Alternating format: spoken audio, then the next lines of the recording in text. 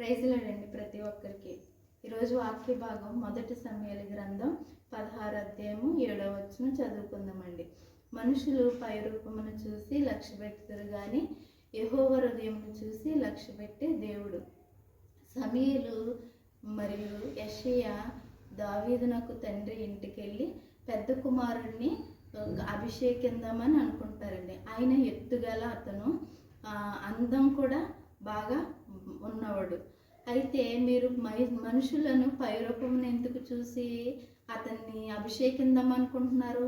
నేను అతన్ని నెట్టివేసాను, అతన్ని నేను వదిలేసాను, మీరెందుకు రాజుగా చేయాలనుకుంటున్నారు అనేసి దేవుడు మాట్లాడతాడండి.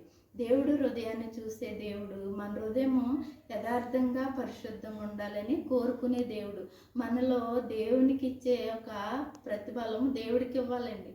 ప్రతి విషయంలో దేవుడు మనకి ఎన్నో మేలు చేస్తూనే వస్తున్నారు. ఆయన చేసిన మేలు మనకు కనపడతలేదు, కానీ మన హృదయం అడుగుతున్నాడండి. దేవుడు పరిశుద్ధంగా ఉన్నది మన హృదయాన్ని అడుగుతున్నాడు. మన హృదయము ఆయన ఆలయం అండి.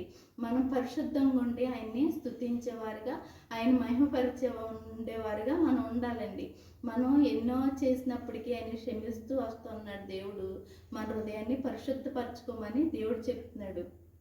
మనుషులైతే మనం వేసుకున్న వస్త్రాలను చూసి, మనం వేసుకున్న నగలను చూసి, మనకు డబ్బును బట్టి మనకి యోధ ఇస్తారు, కానీ దేవుడికి అలా కాదు. హృదయాన్ని చూసి మనల్ని హెచ్చించే దేవుడు.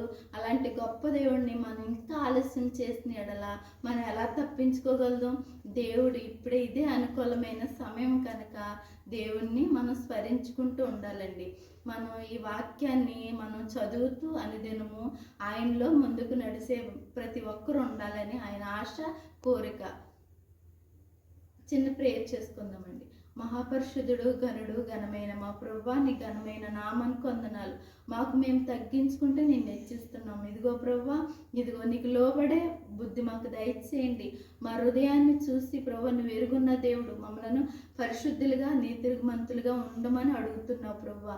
అవును, మనుషులైతే పైరూపంను చూస్తారు ప్రభువా, నువ్వైతే మా హృదయాన్ని చూసి ప్రభువా నాయన మాకేది ప్రతిఫలం ఇవ్వగలిగిన గొప్ప దేవుడు కనుక మాకు మేము తగ్గించుకుంటూ నీ నామాన్ని హెచ్చిస్తూ ఈ చిన్న ప్రార్థన నామంలో అడిగి వేడుకుని పొందుకుని నామ తండ్రి, ఆమేన్.